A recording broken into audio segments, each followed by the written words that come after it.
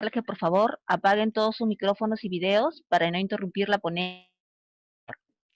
Buenas noches con todos. A nombre de la consultora ICC Advisor, queremos darles la bienvenida al curso Cómo afrontar la inspección de la SUNAFIL en el marco del COVID-19. Al término de la ponencia, tendremos cerca de 30 minutos para atender las preguntas a través del chat. En esta oportunidad, la ponencia está a cargo del magíster ingeniero Jorge Guzmán, ingeniero químico con maestría en Ambiente y Sistemas Integrados de Gestión.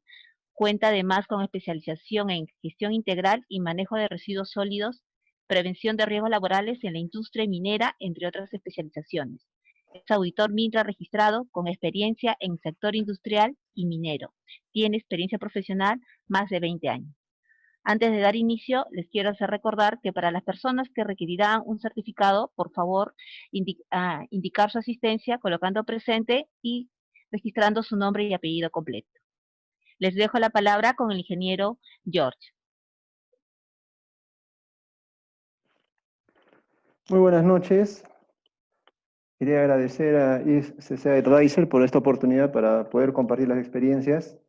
Nuevamente solicitarles a todos los asistentes que mantengan sus micrófonos en apagado y tengan cuidado al momento de manipular. Estamos viendo acá que han aparecido unas rayas que alguien está accidentalmente colocándolas en la pantalla.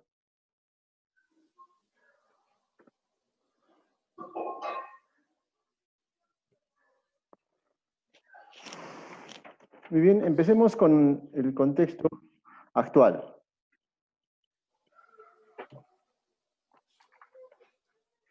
La enfermedad COVID-19, causada por un coronavirus, como sabemos, está extendida a nivel mundial. Se han reportado ya más de 4 millones de casos confirmados al día de hoy, con casi 300.000 muertes. Y a nivel nacional, el último reporte ha sido de 80.604 casos y con 2.267 fallecidos. Esto al día 136 que se descubrió este coronavirus en el planeta, y al día 70 que llegó el primer caso, o se descubrió el primer caso en el Perú. En este contexto, y sabiendo que esta es una enfermedad muy contagiosa, que nos ha obligado a un confinamiento, a paralizar muchas actividades, el Estado peruano ha dictado diversas normas legales. En primer lugar, lo que se dictó fue los estados de emergencia. Se dictó el estado de emergencia sanitaria, que dura 90 días a partir de su fecha de publicación, que fue el 11 de marzo. Y posteriormente, días después, se decretó el estado de emergencia, donde se obligaba al aislamiento social de nuestros domicilios y paralización de diversas actividades económicas, con la excepción de las que son esenciales, como la producción de alimentos, transporte, distribución, igual la industria farmacéutica, el tema de la vigilancia, el transporte de carga masiva, esto para poder abastecer adecuadamente a la población. Sin embargo, muchas de las actividades quedaron paralizadas. También se dictaron normas para la prevención del contagio de la enfermedad en el ámbito laboral. Por favor, si pueden apagar todos sus micrófonos, ponerlos en silencio. Como les decía, varios dispositivos legales para prevenir el contagio en el ámbito laboral, tanto para las empresas que han continuado laborando, que hemos hablado hace un momento, como también para las que van a reiniciar sus operaciones o desean hacerlo. También se dictaron normas respecto a la economía. Ahora están promulgándose muchos dispositivos legales para el reinicio de las operaciones, y a su vez también se han dictado normas para la fiscalización del cumplimiento de estas normas. Y lo que nos corresponde a nosotros en el ámbito empresarial, laboral, es que la Superintendencia Nacional de Fiscalización Laboral, SUNAFIL, va a verificar que estas normas se estén cumpliendo. Y lo que nos vamos a enfocar es en las normas que han sido dictadas para la prevención del contagio de esta enfermedad, ya que el gobierno lo que busca es reactivar la economía con distintas actividades económicas, con la salvedad de que esta reactivación no genere más casos o un rebrote de la enfermedad. Por ello, es muy importante la labor de SUNAFIL a nivel de las empresas. En forma general, a modo de introducción, ¿cómo es que actúa la Inspección de Trabajo? Puede ser por una orden del Ministerio de Trabajo. Se realiza la inspección. A solicitud de otro órgano del sector público que lo solicite. Por ejemplo, podría ser a solicitud del Ministerio de Salud. Ya más adelante lo vamos a ver cómo puede ser esto. Por alguna denuncia del trabajador. Ya sea que el trabajador llegue por algún incumplimiento de sus beneficios sociales, que es lo más común, pero también tenemos denuncias por incumplimiento de las normas en cuanto a seguridad y salud en el trabajo. Alguna denuncia, por ejemplo, de un familiar de un trabajador accidentado, que el primer órgano que tiene competencia aquí es la SUNAFIL. También por decisión interna del sistema de inspección en el trabajo. Entonces, puede ser aleatoriamente que escojan ciertas empresas para inspeccionar algunas veces hacen también una malla inspectiva. Alguna vez fueron al parque industrial e hicieron una inspección a prácticamente todas las empresas que estaban en ese ámbito geográfico.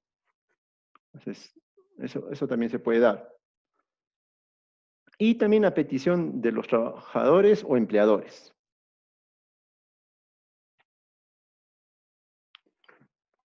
En el ámbito del COVID, en este contexto, ¿por qué se están dando las inspecciones actualmente? Uno de los fines es la prevención. ¿Para qué? Para, por ejemplo, difundir las normas que se están dictando en cuanto a la prevención del contagio. Hay muchos negocios, sobre todo pequeños, como pequeñas farmacias, pequeños mini markets que están laborando y hemos visto bastante publicidad de la página de SUNAFIL en su web, en su Facebook, que están acudiendo a estos pequeños comercios para instruir a las personas cómo pueden prevenir el contagio y a realizar un asesoramiento. Sin embargo, también lo pueden hacer a través de medios electrónicos. En una empresa que está asociada a la cual yo trabajo, por ejemplo, les llegó vía correo electrónico las normas que se deberían cumplir. Y se les pedía simplemente que llenen una declaración jurada que van a cumplir con lo estipulado. Otra inspección se puede dar en este contexto a través de denuncias, como ya les decía. Con la salvedad de que ha salido el decreto legislativo 1499, que modifica la Ley General de Inspecciones de Trabajo, y nos dice que si tenemos una denuncia, se podría llegar a una conciliación administrativa previa, la cual haría que se podría salvar ya la inspección. Es decir, si el denunciado con el denunciante llegan a un acuerdo, ya la inspección no se llevaría a cabo. Este también es un dispositivo legal que ha salido en el transcurso de la semana. Como les decía, el decreto legislativo 1499. También puede realizarse una inspección por algún brote de la enfermedad en la empresa. Ya lo hemos visto con algunas empresas muy conocidas. También ha sido publicado en la página web de Sunafil, en su Facebook, la inspección que se han realizado. Esto básicamente es para asegurar de que se está controlando el posible contagio entre los trabajadores con la identificación adecuada y el aislamiento de personas que podrían haberse contagiado con la persona que ha salido sospechosa o confirmada. Y también verificar que se están ejecutando los protocolos adecuados de desinfección. Y posteriormente se puede dar en la reanudación de las actividades.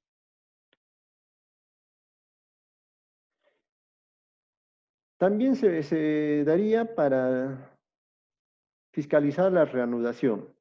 Como les comentaba en un principio, se están dando distintas resoluciones ministeriales de los sectores para reiniciar operaciones.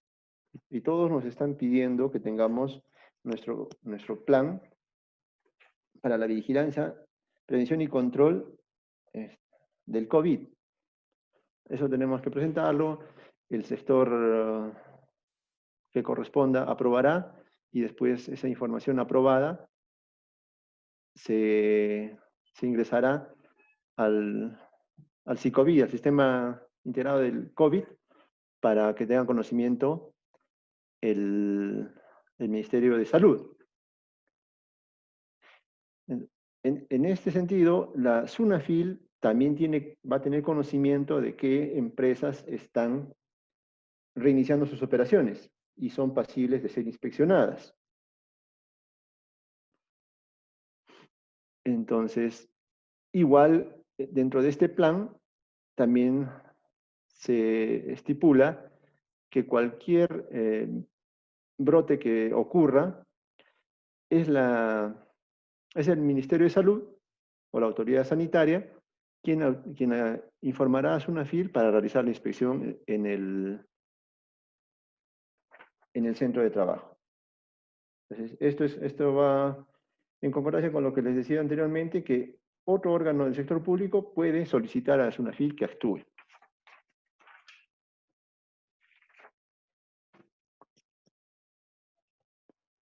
¿Cuáles son las facultades de los inspectores?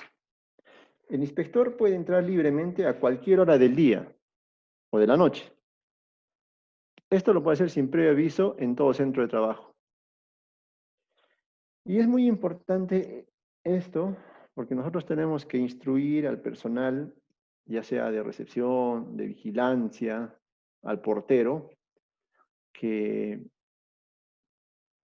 el inspector de SUNAFIL no puede esperar más de 10 minutos porque esto se califica como una obstrucción a la actividad inspectiva y ya es una multa. Entonces, como les decía, tenemos que capacitar a las personas que están en recepción o portería para que permitan esto y lo comuniquen inmediatamente a la gerencia, al supervisor, al jefe que corresponda.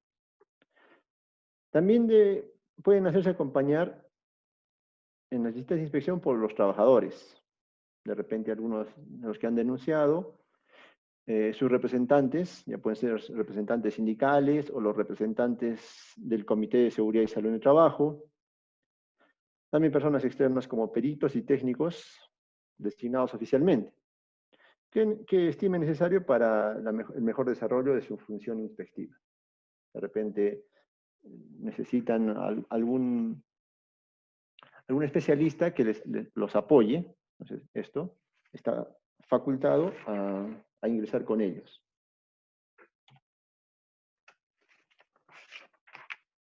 Pueden proceder a practicar cualquier diligencia de investigación, examen o prueba que considere necesario para comprobar que las disposiciones legales se cumplen. También puede recabar información, datos, antecedentes con relevancia para su función inspectiva. Están en la facultad de pedirnos, por ejemplo, la lista de todos los trabajadores, pueden pedirnos sus boletas de pago, sus marcaciones, los registros de capacitación, los registros de entrega de equipos de protección personal, los libros de actas del comité. No podemos negarles la información que sea relevante y concuerde con el fin de esta inspección.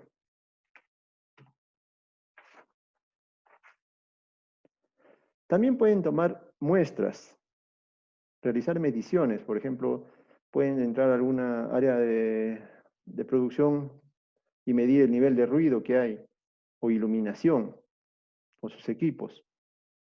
Incluso pueden prestarse nuestros equipos, si los tenemos, para realizar mediciones.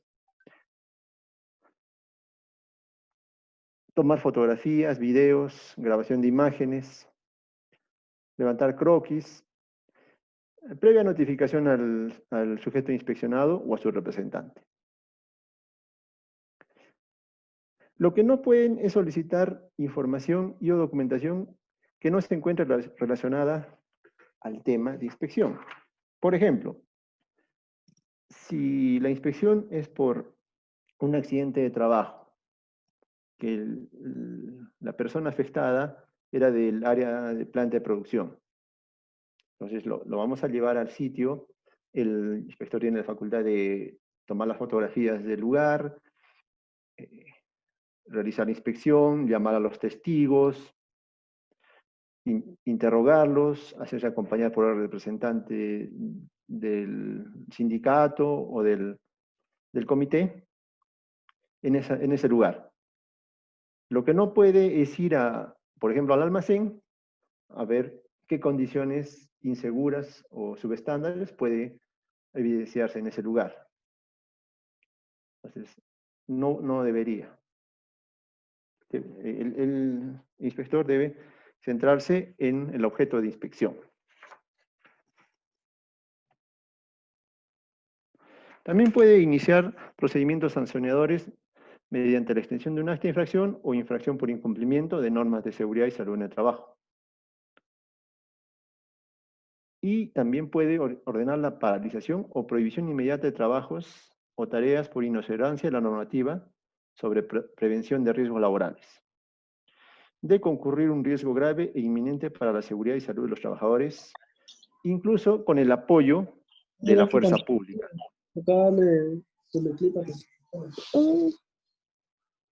Por favor, señores, sus micrófonos en silencio para poder continuar. De haber un riesgo grave que evidencie el inspector,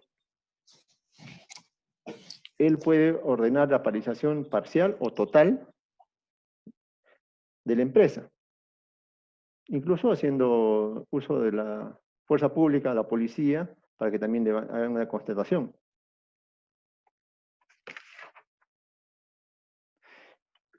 En el marco del COVID, también esto ha salido, que puede imponer una medida cautelar, señores, por favor, no estén rayando la pantalla, imponer una medida cautelar de cierre del área o establecimiento en caso verifique que la empresa disponga, exija o permite el ingreso o la permanencia de personas para prestar servicios en los centros de trabajo cuya actividad no se encuentre exceptuada en el estado de emergencia.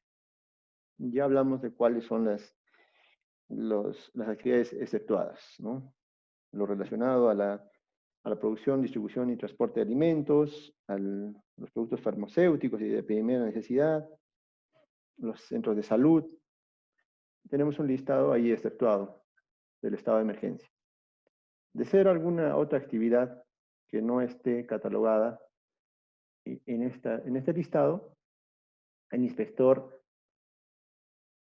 levanta una medida cautelar para el cierre. También, puede ser por incumplir la regulación aplicable al trabajo remoto de los trabajadores o trabajadoras considerados en el grupo de riesgo por el periodo de emergencia sanitaria y nacional. Los trabajadores en el grupo de riesgo son las personas que tienen mayor probabilidad de que se complique la enfermedad por tener alguna de las condiciones como es ser mayores de 65 años, alguna hipertensión arterial, diabetes, asma, enfermedad pulmonar. Vamos a ver más adelante ese listado. En caso de que el inspector encuentre estas personas realizando labores presencialmente en el centro de trabajo, también puede elevar una medida cautelar de cierre parcial o total. Y esto aplica para las actividades que continúan laborando y las que van a reiniciar sus operaciones.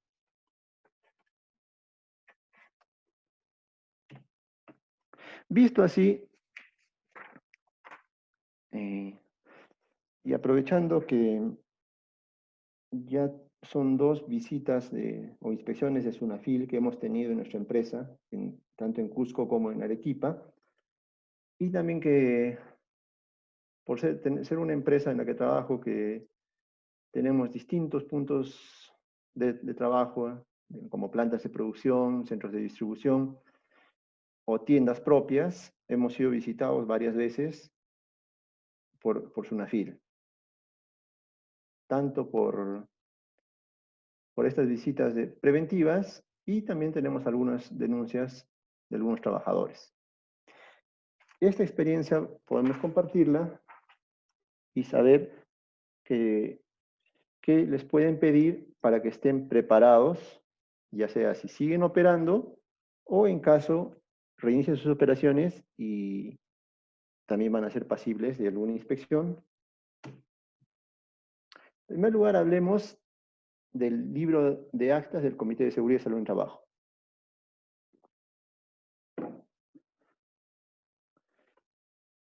Antes de esto, aclarar o indicar qué es el Comité de Seguridad y Salud en el Trabajo.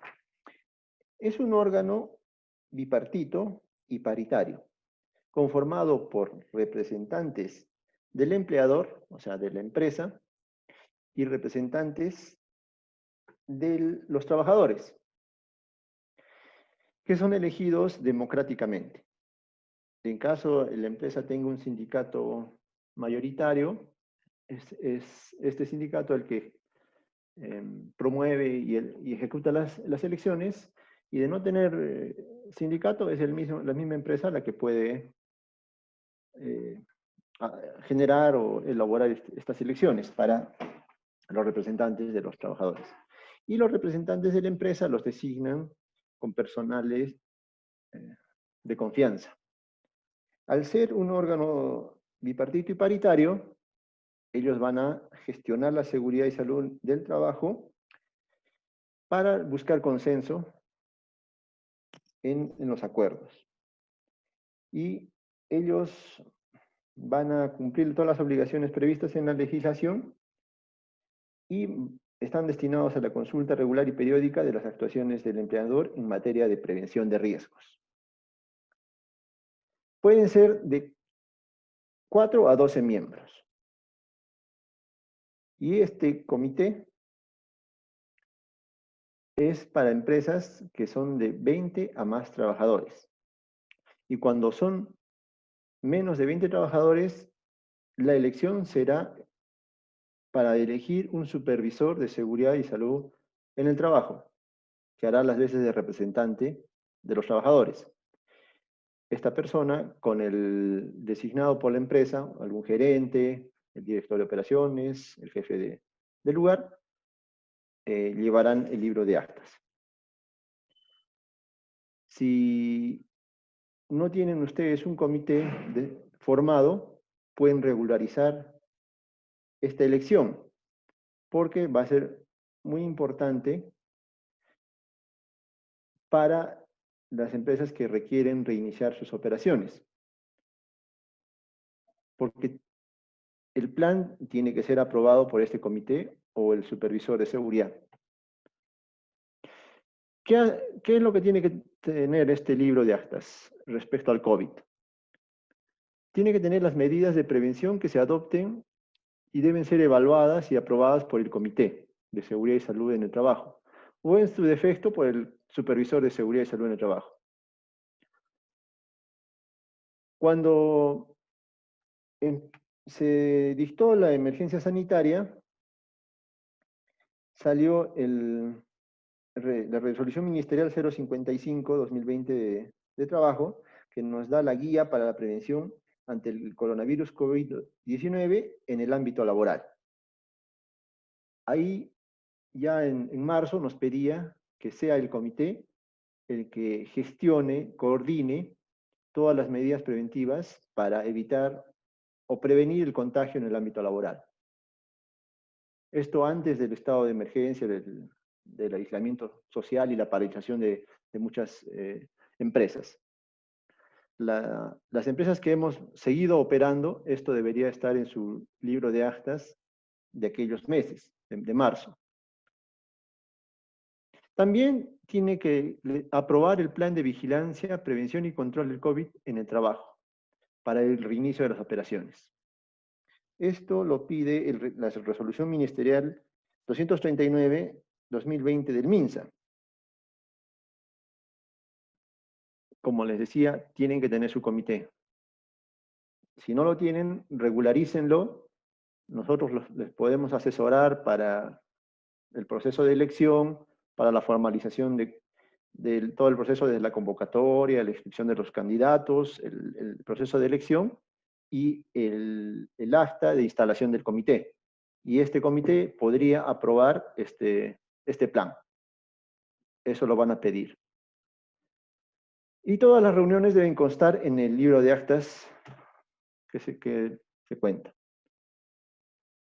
También tenemos que tener evidencia de la comunicación, ya sea en charlas o distribución de material informativo, a través de afiches o medios electrónicos, como el correo electrónico. Nosotros hemos pegado los afiches en los ingresos, vestuarios, comedores, y también hemos enviado correos electrónicos a todos los empleados, incluyendo a los que están haciendo trabajo remoto. Lo que nos van a pedir es que estas charlas estén debidamente registradas.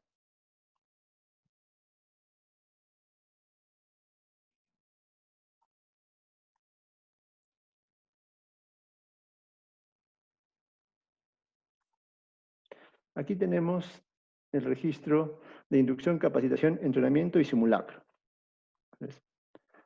Aquí tenemos que registrar las capacitaciones, las charlas que se estén dando.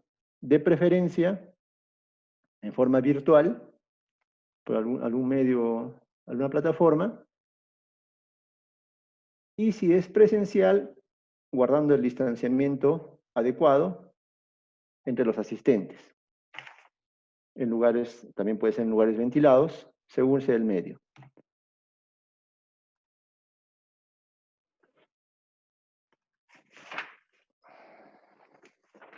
También van a verificar la aplicación del trabajo remoto.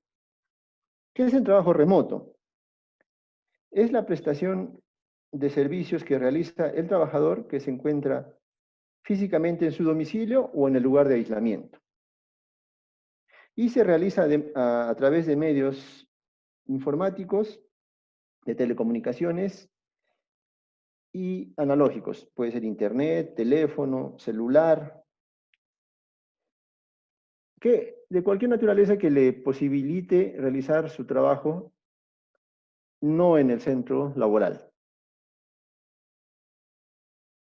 Este debe aplicarse durante la vigencia de la emergencia sanitaria, que como les decía es 90 días y que podría prolongarse. Se recomienda para trabajos administrativos, es decir, de soporte o asesoramiento, puede ser contabilidad, legal, tecnologías de la información, que no requieren presencia física del trabajador. conectándose desde su casa, pueden realizar los trabajos y coordinándolo telefónicamente, pueden ejecutarlo.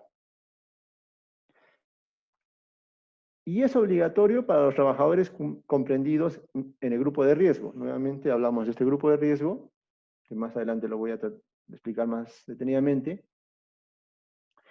Y se debe comunicar al trabajador la decisión de cambiar el lugar de trabajo para implementar el trabajo remoto. ¿Qué debemos comunicar? Y también hay un modelo de esto.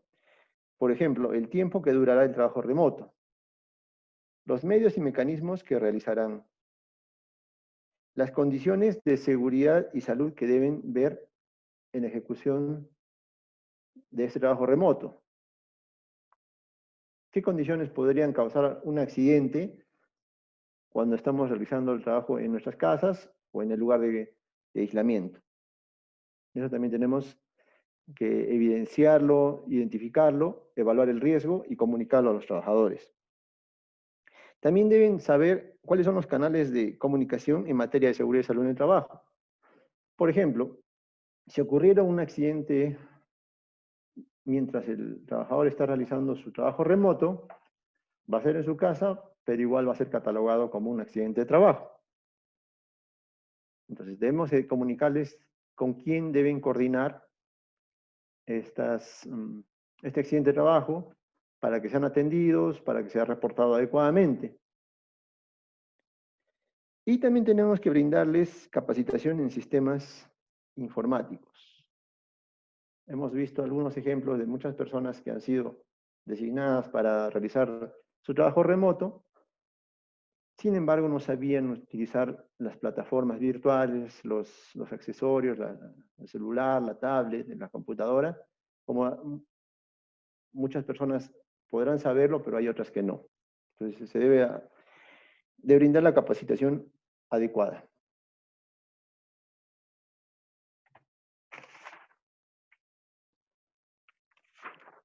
Varias veces hemos hablado del grupo de riesgo, trabajadores en grupo de riesgo. Y este es un tema muy controversial que ha tenido muchos cambios en lo que va del estado de emergencia. Los trabajadores mayores de 65 años, anteriormente estaban considerando a los 60 años. Ya salió la modificatoria, el Decreto Supremo 083-2020 de la PCM, que lo modifica. Perdón, es la Resolución Ministerial 283-2020 del MINSA.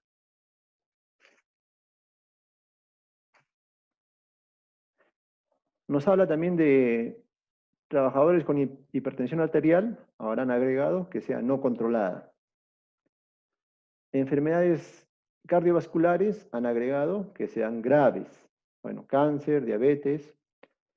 El asma han agregado que sea moderado o grave. La enfermedad pulmonar crónica, ya lo han colocado, porque en algunos dispositivos estuvo, en algunos no. Insuficiencia renal crónica, y han agregado en tratamiento con hemodiálisis. Enfermedad o tratamiento inmunosupresor, y la obesidad con índice de masa corporal de 40 a más. En un principio hablaban del IMC de 30 a más, ya lo subieron a 40. Entonces, esos cambios han habido.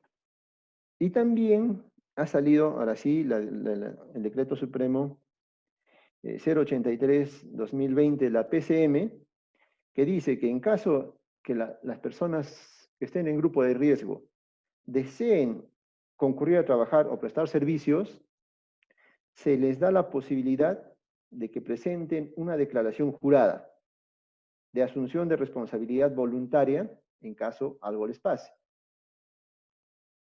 Entonces, ¿por qué? Porque este grupo de riesgo son un conjunto de personas que presentan características individuales asociadas a mayor riesgo de complicación por COVID. Entonces, se les está protegiendo. Sin embargo, está habiendo muchas ventanas para que estas personas trabajen. Están tratando de buscar un equilibrio entre el cuidado de la salud y la necesidad de las personas de trabajar. Lo importante es que si tenemos personas que están identificadas en este grupo de riesgo, que identificar a alguien que es mayor de 65 es muy sencillo. Los trabajadores que tienen un factor clínico, esto necesitamos que lo haga un médico. Y para eso también tenemos los exámenes médicos ocupacionales, para el sustento de estos factores clínicos.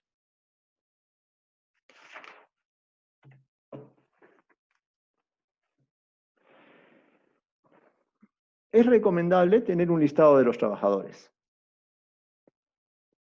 que esto es lo que nos han pedido a nosotros. Un listado en Excel con apellidos y nombres, su DNI, la fecha de ingreso a la empresa, el cargo que ocupan, la edad, y teníamos que indicar si está dentro de algún grupo de riesgo, ya sea por edad o factor clínico. Bueno, al inspector no le vamos a decir que tal persona tiene cáncer, que tal persona tiene insuficiencia renal, eso es privado. Simplemente vamos a indicar que ciertas personas tienen un factor clínico que los convierte en grupo de riesgo. Y vamos a tener que indicar cuál es su condición laboral. Si está laborando presencialmente, si está laborando mediante trabajo remoto, si está con vacaciones, permiso remunerado, no remunerado, suspensión perfecta. Entonces tenemos que tener de nuestros centros laborales el listado de todos los trabajadores y hacer estas clasificaciones. Esto nos va a pedir el inspector en caso llegue a nuestras empresas. Pueden ir alistándolo.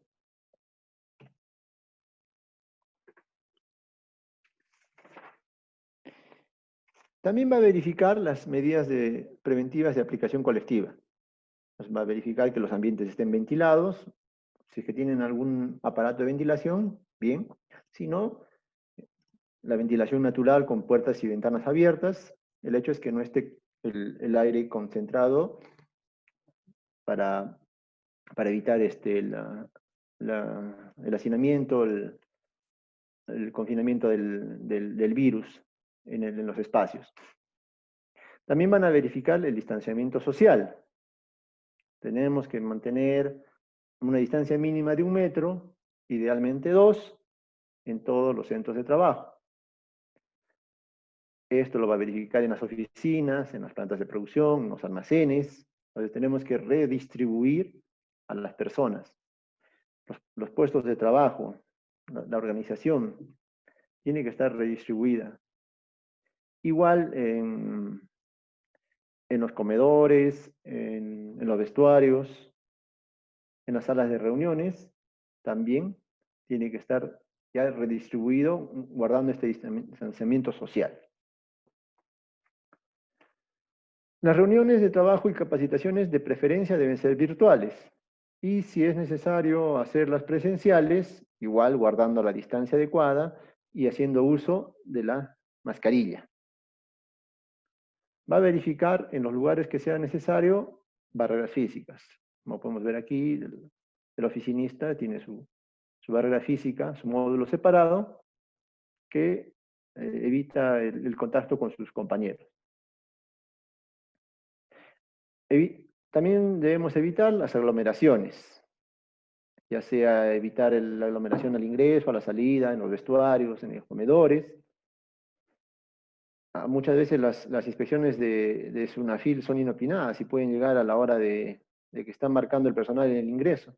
Y si los ven a todos peleando para marcar porque han llegado tarde, vamos a tener una observación. También va a verificar la disposición de los equipos de protección personal posiblemente contaminados. Aquí hablamos de los guantes, mascarillas u otros que puedan tener sospecha de ser contaminados, es decir, que hayan podido tener contacto con saliva u otras secreciones de la nariz y la boca. Estas deben manejarse como residuos peligrosos y hacerse una disposición adecuada. También lo va a verificar, dónde estamos disponiendo de esos residuos peligrosos, cómo lo estamos manejando, la protección que está teniendo el personal que va a manipular esos residuos, también tiene que tener su equipo de protección personal adecuado. También va a verificar que se ha proporcionado material suficiente para una higiene adecuada. Aunque parezca sencillo, va a verificar que en los surtidores de jabón líquido, alcohol gel o alcohol y papel toalla esté con los elementos que haya disponibles. Si por ahí les encuentra uno de los dispensadores vacíos, va a observarlo, ¿no? Nosotros también tenemos que presentar evidencia de que estamos inspeccionando.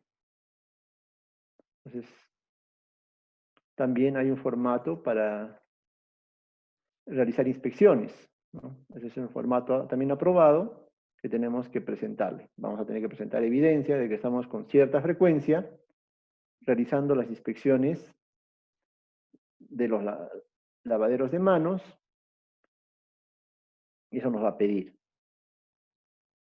Si no lo tienen, vayan preparándolo, haciendo, y también podemos asesorarlos en la elaboración de estos formatos y el llenado.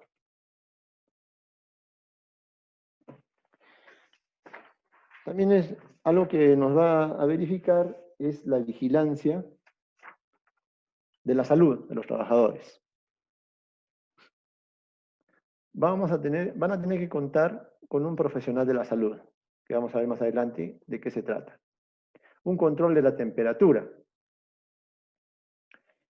Todo trabajador que tenga más de 38 grados no puede ingresar y tiene que tener un protocolo para su manejo.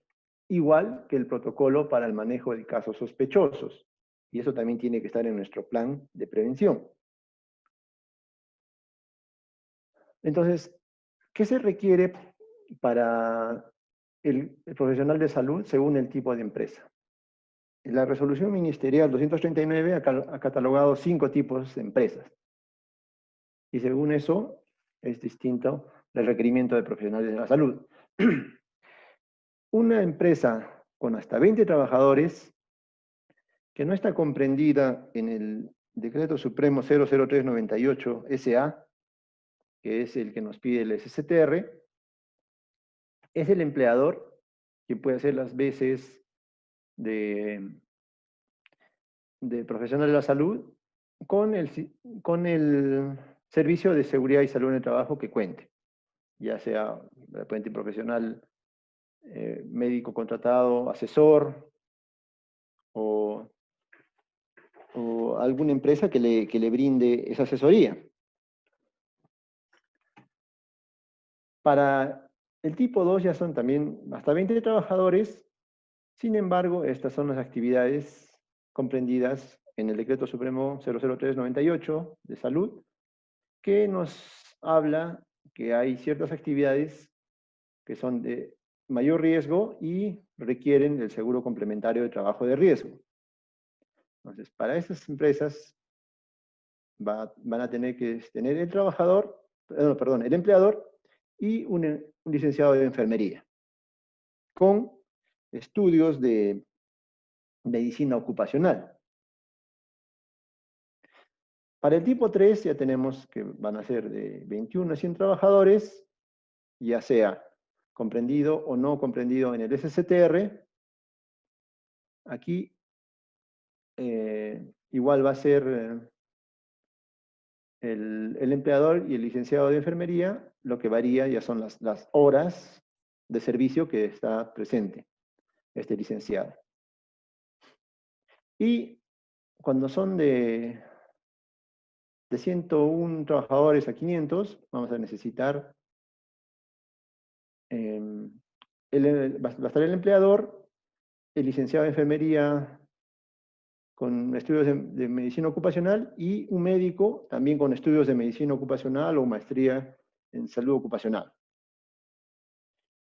Y es igual lo que se pide para más de 500 trabajadores, con la salvedad de que a partir de los 1000 trabajadores, por cada 1000 trabajadores se va a requerir un profesional adicional, tanto de enfermería como de medicina.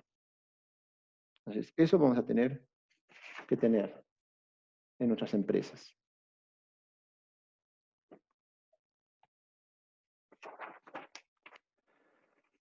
Otro punto que tenemos que ver es la clasificación según el riesgo de exposición por puesto de trabajo. Nuevamente, la resolución ministerial 239 ha catalogado 4 niveles de riesgo. El riesgo bajo, que son personas que no requieren un contacto frecuente a menos de 2 metros de distancia con otras personas.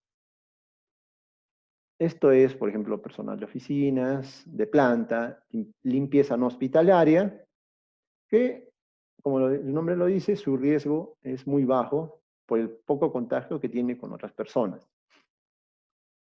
Tenemos un riesgo mediano, que ya es que tienen contacto más frecuente con personas incluso a menos de 2 metros.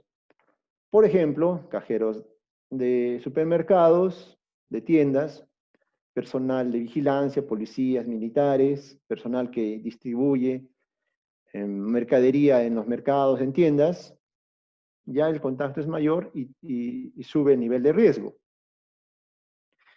Tenemos un riesgo alto, que ya es personal de salud y de limpieza, personal de ambulancias, que no atienden pacientes COVID. Y a riesgo muy alto, personal de salud, igual ambulancias o incluso funerarias, servicios de sepelios, que sí tienen contacto con personas diagnosticadas con el COVID. Estos 4 niveles de riesgo, también tenemos que tener un listado de nuestros trabajadores en qué nivel de riesgo están. Y nos sirve para determinar qué equipo de protección personal se le debe asignar por temas del COVID. Adicionalmente al equipo de protección personal, que ya puedan tener sus cascos o sus lentes, zapatos de seguridad, para fines del COVID, en el riesgo bajo nos piden la mascarilla quirúrgica, que también puede ser usada la mascarilla comunitaria, que es la mascarilla de tela que se puede fabricar y está con mayor disponibilidad en el mercado. En riesgo mediano también nos piden igual la mascarilla, y opcionalmente podrían ser lentes de seguridad, algo que yo les recomiendo, porque al ser personas que están en contacto con otras personas a menos de 2 metros, podrían llegar a ser impactados con gotas de saliva en los ojos, y ese es uno de los canales por donde se contagia la enfermedad. Ya para riesgo alto tenemos las mascarillas N95, que nos dice esta norma legal que las N95 es exclusivamente para personal de atención de salud. Tenemos gafas, guantes quirúrgicos, trajes de protección. Y ya para riesgo muy alto, tenemos las mascarillas N95, las gafas, los guantes, la careta, las botas y el traje de protección de bioseguridad. Eso es lo mínimo que deberíamos darle. Si en nuestra empresa estamos dando otros equipos de protección adicionales a los que están aquí, no hay problema. Eso ya depende del análisis de riesgo que haga cada profesional de seguridad y salud en el trabajo, o el médico ocupacional, según sea el caso. Lo importante es que esta entrega quede evidenciada. Y también tenemos un formato al respecto. Como pueden verlo, aquí tenemos el listado para que quede evidencia y que el trabajador se le esté entregando con su firma. Esto también nos va a pedir el inspector.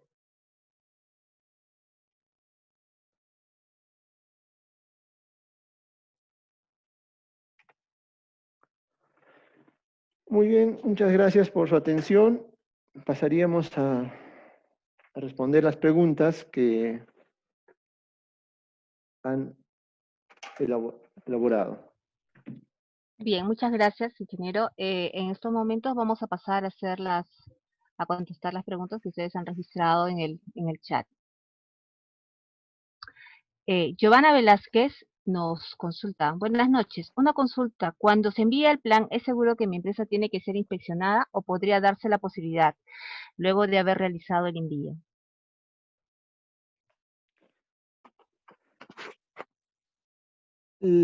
Es posible.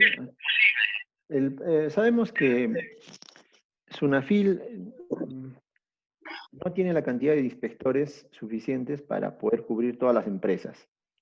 Y también en el ámbito del COVID, ellos también pueden están expuestos al contagio y pueden ser afectados. Entonces, lo que se está optando más es por una comparecencia virtual donde se le envía la documentación que solicita, como es en el caso de la empresa que les decía que nos ha llegado un correo electrónico donde se nos solicita una declaración jurada y que estamos cumpliendo ciertas normas. Igual nos pueden pedir por correo electrónico, por ejemplo, los registros de la entrega de los equipos de protección personal. Nos pueden pedir también fotografías de las estaciones de lavado de manos que hemos instalado, los afiches que estamos colocando, qué capacitaciones hemos dado con los registros, pero igual hay la posibilidad de que se haga una inspección en el centro de trabajo, que no es no va a ser tan probable por las razones que ya les dije en un principio. También nos consulta si para una empresa de menos trabajadores que cuenten con un prevencionista, esta persona elabora el plan, quién lo revisa y quién lo aprueba. Ok. Si tienen su prevencionista, está garantizado que el plan va a ser llevado conforme nos pide la norma legal. Sin embargo, de todas maneras, si son menos de 20 trabajadores, por lo menos deberían de elegir a un supervisor de seguridad y salud en el trabajo, que no tiene las mismas funciones que el prevencionista. Como les explicaba, este supervisor de seguridad y salud en el trabajo hace las veces del comité de seguridad, se reúne con la persona que designe la empresa, puede ser el gerente general, el gerente de operaciones, y ambos llegan a acuerdos para gestionar la seguridad y salud de la empresa. Entonces, estos dos personas, tanto el representante de la empresa como este supervisor, van a ser los que aprueben el plan que va a elaborar el prevencionista. Y esto tiene que constar en un acta. Y si no tienen ese supervisor, tienen que formalizar la elección. Como les decía, si tienen alguna duda, cómo se hace el proceso, qué documentación hay que elaborar, podemos asesorarlos. Irina Navarrete nos pregunta si hay temas específicos para las capacitaciones para el contexto COVID-19. Claro, un momentito. Nos habla en primer lugar, de la prevención del contagio. El trabajador tiene que conocer la enfermedad y los mecanismos de contagio para prevenirlo. También los temas de la importancia de reportar tempranamente la presencia de sintomatología COVID. ¿No? Tenemos que explicarles y hacerles conocer bien cuáles son los síntomas que nos pueden decir que una persona es sospechosa del COVID. Por ejemplo, tenemos lo que es la fiebre, el dolor de garganta, la tos seca, la congestión nasal, el flujo nasal. Hay distintos síntomas, incluso lo que es la pérdida del gusto, el dolor abdominal. Estas capacitaciones es recomendable que la haga un médico. Y para que el trabajador, además de esto de reconocer los síntomas, sepa los canales, cómo comunicarlo al empleador. ¿Qué hacer si, por ejemplo, está en su casa en la mañana y presenta síntomas? De preferencia no ir al centro de trabajo. ¿Con quién se debería comunicar? Entonces, esto debería tener una capacitación. Las técnicas de lavado de manos, que el lavado de manos es una de las formas de prevención más efectivas para esta enfermedad. Este es uno de los puntos que debería estar en el tema de capacitaciones. La importancia de toser y estornudar cubriéndose con el antebrazo, el uso correcto de la mascarilla, que tape nariz y boca, que no esté en la papada o en la cabeza. Esos temas son importantes para evidenciar que estamos previniendo el contagio del COVID en nuestros centros de trabajo. ¿Otra pregunta? Sí. Giovanna Velázquez nos pregunta, ¿qué hacer con los formatos que deberían firmar si lo recibieron virtual? ¿Solo sería necesario respaldarlos con los videos? Ya. A ver, hay distintas formas de evidenciar estas capacitaciones virtuales. Una de ellas, por ejemplo, si nosotros hacemos una capacitación en una plataforma de esta Zoom, hacer una captura de pantalla con los participantes. Esa es una evidencia. Si mandamos información por correo electrónico, dando la opción de que dé el leído del correo.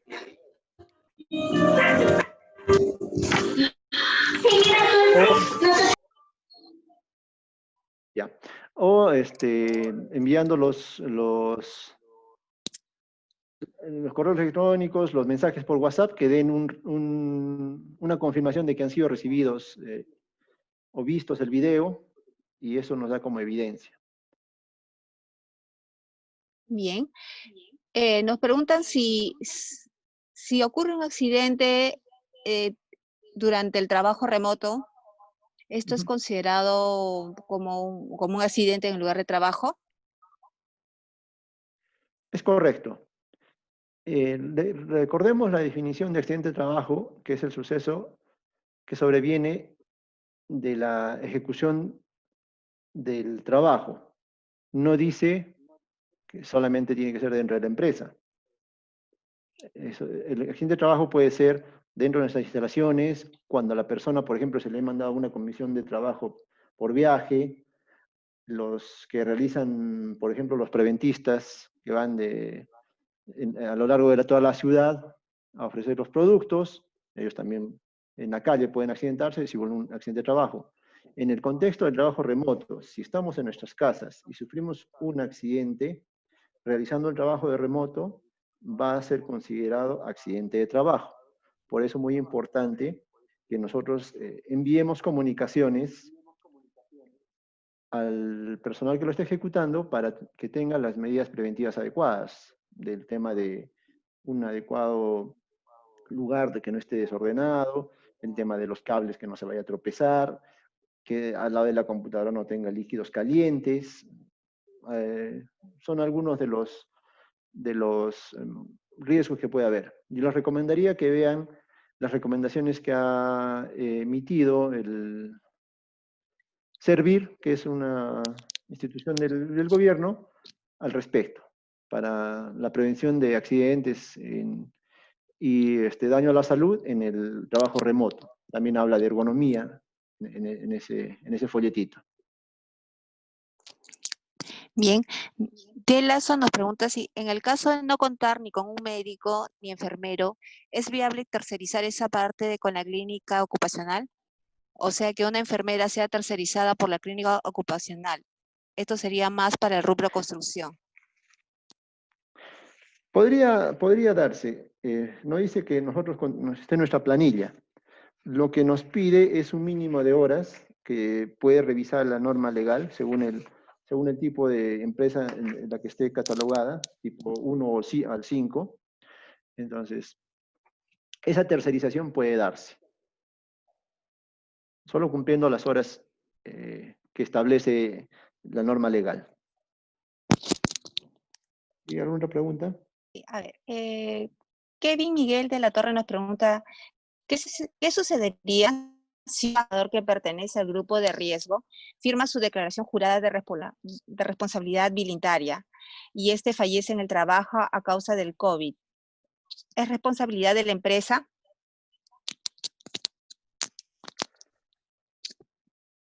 En principio, no debería ser responsabilidad de la empresa porque él está voluntariamente, tenemos que asegurar que sea voluntaria esta declaración jurada.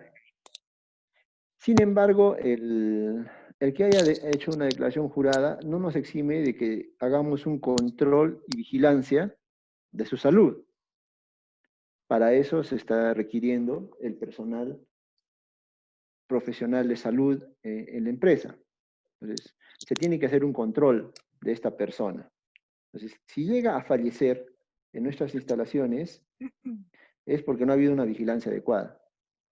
Entonces, y esta persona, para llegar a fallecer, ha tenido que presentar ya los síntomas, síntomas previos al ingreso. No es que fulminantemente en un día lo va a controlar. Entonces, el médico debe de ir controlando en el ingreso, por ejemplo, las temperaturas, ver los síntomas. Lo ideal sería que si tenemos estas personas que voluntariamente han reingresado a trabajar, ya deben estar identificadas y si es posible, si el médico trabaja en la empresa, que los chequee a diario, haga una ficha sintomatológica, no sé, haga su control, le escuche los pulmones para poder estar controlándolo, ¿no? Ahora, si de todas maneras llega a ocurrir este hecho de que fallece, hay el tema de la declaración jurada, que para eso ha dado la salvedad del gobierno, pero siempre vamos a tener el tema de la familia, pues, ¿no? El pesar, a veces van a reclamar que lo hemos obligado, entonces tener siempre la documentación de que él ha sido voluntariamente el que ha querido reingresar. Y si es posible, si son trabajos administrativos, que hagan trabajo remoto. Y de no ser posible, es un trabajo operativo, tampoco lo pongamos en lugares donde va a ser difícil controlarlo médicamente, ¿no? Tal vez reasignarle el puesto de trabajo en otro lugar donde no esté, donde pueda tener compañeros que lo estén viendo, que el médico también pueda acceder a estar chequeándolo, ¿verdad? Hay distintas formas de buscar una prevención. Sí. Otra pregunta, por favor.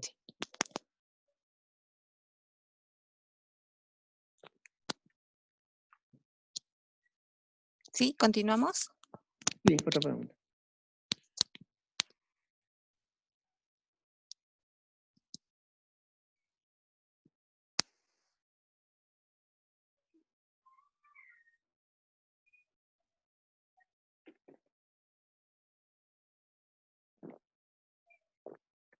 ¿Tiene otra pregunta?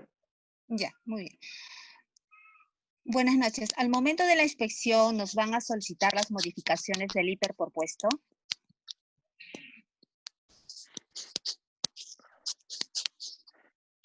Es posible que nos pidan eso. Sinceramente, a nosotros no nos han pedido. Nos han pedido el tema de la clasificación de los puestos de trabajo según el riesgo de exposición al COVID y el listado de los trabajadores, cuáles están en factor de riesgo y cuáles no.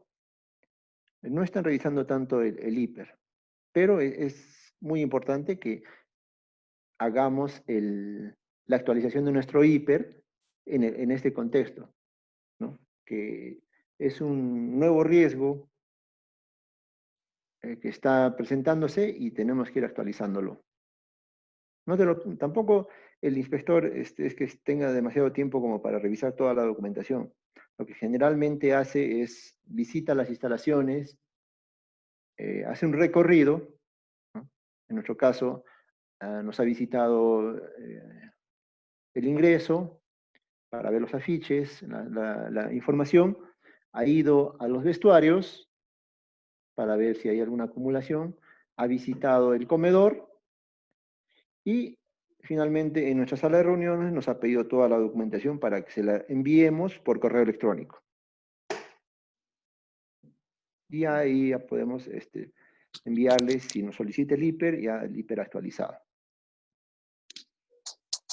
José desea saber si existe responsabilidad de parte de la empresa si cuenta con personal por recibos por honorarios. Ya. Sí, sí, va a haber. Si tenemos personas con recibos por honorarios y van a ingresar a nuestras instalaciones, las medidas de control tienen que ser las mismas que personal que esté dentro de nuestra planilla. Igual tienen que medirse la temperatura, igual hay que hacerle un chequeo médico, igual tiene que hacer su declaración jurada de sintomatología que se le pide. En algunos casos también piden incluso descarte de la enfermedad para el reinicio. Entonces, todo lo que se haya diseñado en nuestro plan de prevención para los trabajadores de planilla, lo mismo para los trabajadores de recibos por honorarios. También tenemos que controlar a nuestros contratistas. Ya, por ejemplo, nosotros brindamos servicios, no, perdón, enviamos nuestros productos a un comedor de una empresa de maquinarias, y ellos ya nos han enviado su plan de prevención para que nuestros trabajadores, cuando ingresan a sus instalaciones, cumplan con las medidas de prevención. Y nos han pedido una declaración jurada que van a cumplir, e incluso el listado de las personas, si estas personas han tenido alguno de los síntomas que se estipulan, si han estado en contacto con personas sospechosas o confirmadas del COVID. Entonces, toda esa información se está controlando. El control tiene que ser tanto para nuestros trabajadores como para las visitas, para los contratistas, subcontratistas, personal destacado, todos los que están en nuestra empresa están bajo nuestra responsabilidad. Siguiente pregunta, por favor. Bien, ingeniero. No sé si esta pregunta está bien formulada. Ya ves. A ver. En el caso de un restaurante pequeño, tipo de menú 4 trabajadores, ¿cómo es la vía? Ya, el tema de un restaurante también tiene que cumplir con ciertos protocolos. Sí. Y las inspecciones básicamente a estas pequeñas o microempresas es básicamente de información, de orientación, lo que hace SUNAFIL, ¿no? Entonces, es posible que lo inspeccionen, pero no va a ser tan estricto como suelen ser con otras empresas que tienen mayor organización, mayor capacidad de poder desarrollar documentos y con más profesionales. Sin embargo, sí tienen que cumplir con desarrollar sus protocolos para poder atender. Eso sí se los van a pedir, igual van a verificar las condiciones de higiene, los uniformes que están usando los trabajadores, las mascarillas que están usando, el tema del lavado de manos, cuál es el flujo de tránsito, tanto de materiales o alimentos como de personas, para que no haya una posible contaminación cruzada. Ya la contaminación cruzada en alimentos era bastante estricta antes del COVID, ahora con esta enfermedad tenemos que poner mucho más control, ¿no? Otra pregunta, por Bien, favor. a una empresa, sí, a una empresa de tipo 2, SUNAFIL le fiscalizará política de seguridad, mapa de riesgos. En el caso del COVID, no están solicitando esto. Como les decía, SUNAFIL a veces tiene un objeto de inspección, o sea, tiene un objetivo que cumplir. Entonces, básicamente, el tema del mapa de riesgos y otros aspectos no lo está evaluando. Igual tienen que tenerlo, ¿no? Porque igual, en el caso de que vaya el inspector, va a verificar eso, o sea, va a observarlo. Te lo puede decir, ¿no? Mira, te falta tu mapa de riesgos. O de repente pasa por unas escaleras, igual nos dice, aquí le falta una cinta antideslizante. Entonces, no me pone ninguna infracción por ese tema, pero ya el inspector lo está viendo, ya sabe que falta eso. Entonces, no es posible que no te pidan estos documentos, pero por buena práctica y por la prevención no solamente del COVID, también hay que prevenir accidentes de trabajo, es importante que tengamos estos documentos, estas publicaciones como el mapa de riesgos, ¿no? Si no lo tienen, nosotros también podemos apoyarlos, asesorarlos a elaborar estos documentos que les está faltando. Bien, la siguiente pregunta. ¿SUNAFIL fiscalizará la realización de auditorías, la ley 29783? Ya, también no lo tengo a la mano, pero han salido normas que nos permiten posponer las auditorías de seguridad. Si nos correspondía ejecutar durante el estado de emergencia, ejecutar nuestras auditorías de seguridad, nos está dando la posibilidad de hacerlo después de que pase el estado de emergencia y con un plazo para regularizar. No tengo a la mano cuántos días eran, pero sí lo he revisado, sí nos está dando. Incluso también nos está dando la posibilidad de que si nos tocaba renovar a los representantes de los trabajadores, es decir, hacer una elección para cambiar los representantes de los trabajadores ante el comité, y no se puede ejecutar la elección por el estado de emergencia, también nos está dando salvedad de hacerlo después, ¿no? Entonces, no está siendo tan estricto en ese sentido. Nos están dando facilidades las normas legales. ¿Es obligatorio que el empleador les tome pruebas rápidas a sus trabajadores? Las pruebas rápidas o serológicas están estipuladas para los riesgos mediano, alto y muy alto en la reincorporación de los trabajadores. Ahora, cuando corresponde a las empresas que siguen operando, no sería algo obligatorio. Entonces, en algunos casos sí lo es. Hay que revisar bien la resolución ministerial y ver caso por caso a quién tendríamos que ejecutarle y a quiénes no. ¿Qué pasa en las personas vulnerables? ¿Basta con que alguien diga que es hipertenso o es necesario un diagnóstico médico para confirmarlo? Eso es correcto. Tiene que haber un diagnóstico. O sea, no es simplemente que una persona lo diga y exija su trabajo remoto. Para eso están los exámenes médicos ocupacionales, ¿no? Cuando pasamos los exámenes médicos, los médicos nos preguntan si tenemos alguna condición médica que declaremos. Tal vez no la hayan declarado. Igual no está en el examen médico ocupacional, y lo manifiesta la persona. O de repente en el lapso de que el último examen médico ocupacional, la condición médica ha aparecido.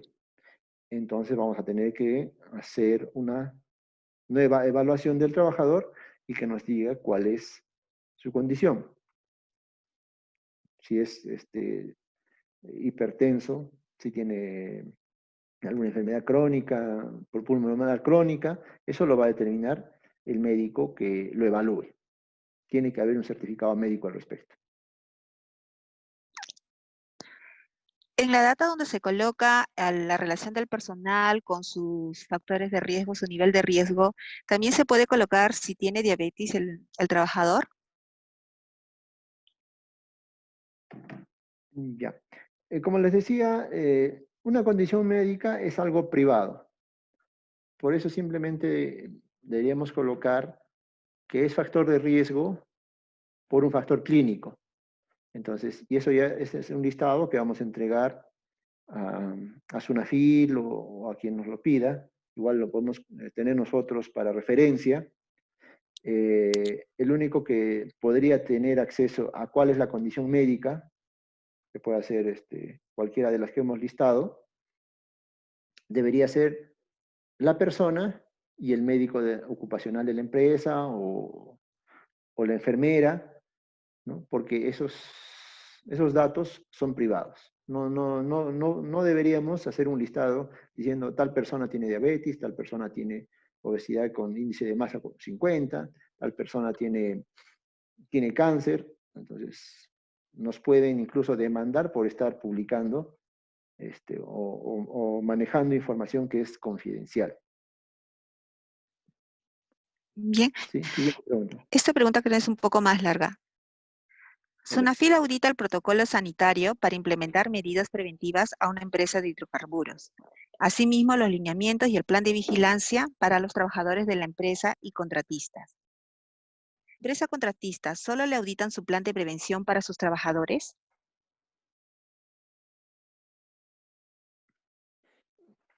Miren, si tenemos una empresa principal y varios contratistas, entonces lo ideal es que la principal coordine con los contratistas que están destacados allí y que cada uno haga su plan, pero que todos estos conversen, que las medidas sean paralelas a las que se realicen. No vamos a tener un contratista que hace un cierto control y otro contratista que hace otro cierto control. Entonces, la empresa principal debería pedir los planes a cada contratista y revisarlo. Y tener un plan general de toda la empresa y esta ser entregada al sector para que si en caso nos vengan a fiscalizar, entonces el que es la empresa principal, lógicamente va a recibir al inspector y el inspector puede ir a inspeccionar a cada contratista, igual pedirle su documentación individualmente a cada contratista y esta información va a tener correspondencia una con otra, ¿no? Bien, ¿Otra pregunta? sí. Si se encuentra a un personal operario en almacén contagiado con COVID, ¿se clausura solo el almacén donde estuvo este personal contagiado o se clausura toda la empresa? Ah, muy buena pregunta. Aquí ya se tiene que trabajar con una investigación casi de nivel policial. Tenemos que ver esta persona con quiénes ha tenido contacto, porque trabajará en el almacén, sí, pero esta persona de repente va al comedor, con quienes almuerza o con quienes ha almorzado, Ujú. va a los servicios higiénicos, no sé, de repente ha estado en alguna actividad con algunos de sus compañeros, o tal vez la empresa está haciendo transporte de su personal de la casa al centro de trabajo y viceversa, con quienes viaja. Entonces, se tiene que hacer una investigación. Entonces, todas esas personas son sospechosas. Y si la Claro. empresa está en posibilidades, ¿no?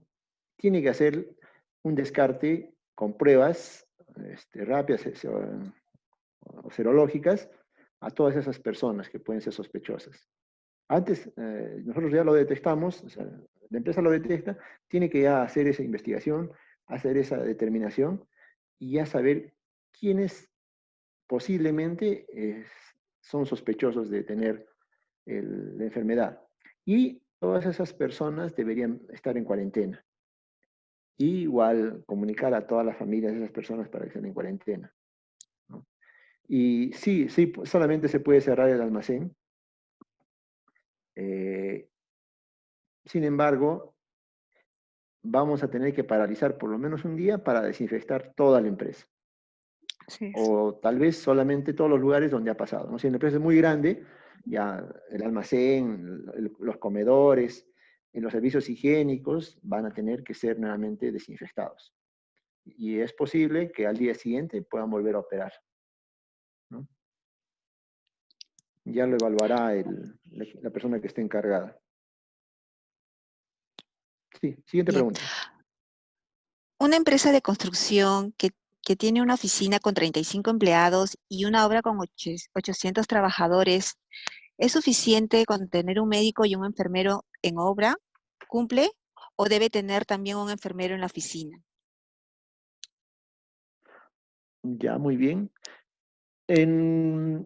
Si son 835 en total, si no me equivoco, entonces lo que nos pide es el enfermero y el médico.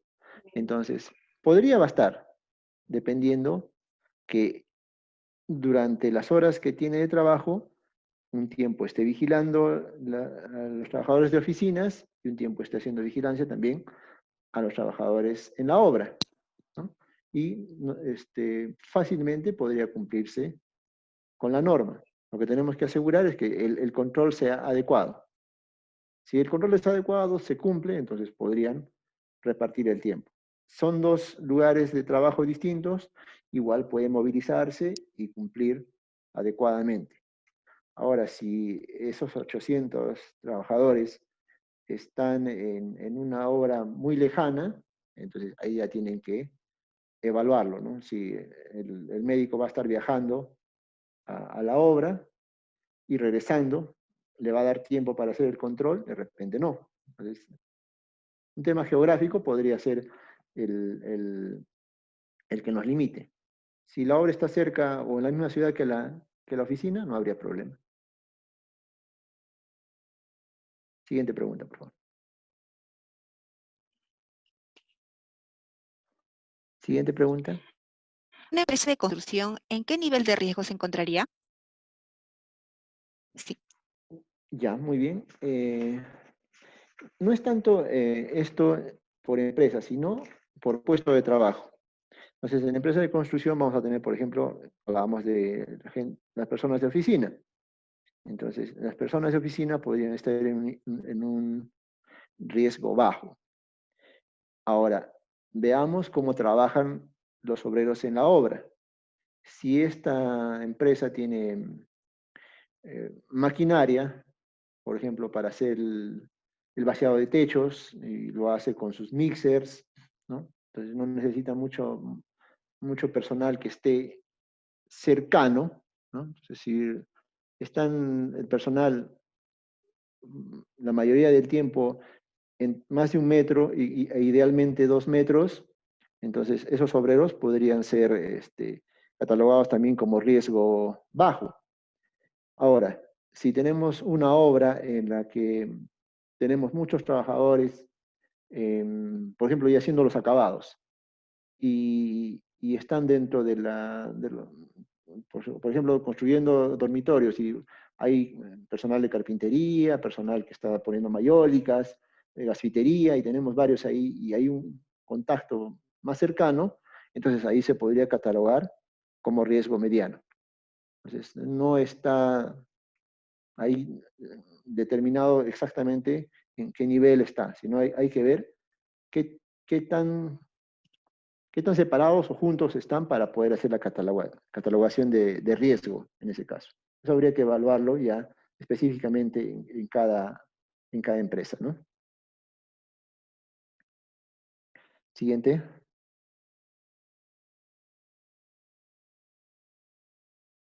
A ver, esta es una pregunta del señor José Guevara Regalado. ¿Qué pasa con las personas vulnerables? ¿Basta con que alguien diga que es hipertenso o es necesario un diagnóstico médico para confirmarlo? Sí, es necesario el diagnóstico médico, como les decía hace un momento, se requiere un certificado o una evaluación médica y que nos certifique estas condiciones médicas para ser catalogado como factor de riesgo. ¿Sí? Siguiente pregunta. Sí.